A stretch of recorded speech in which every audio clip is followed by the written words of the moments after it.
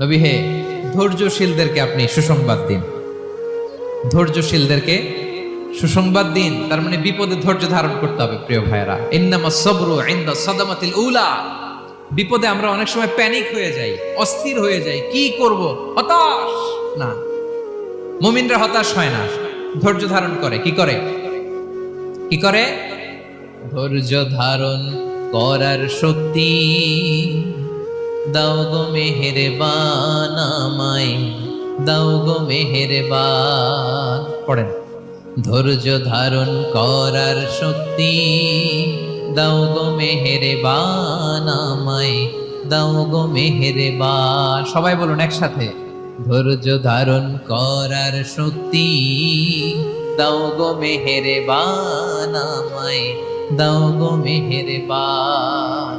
বুকের ভেতর ব্যথার নদী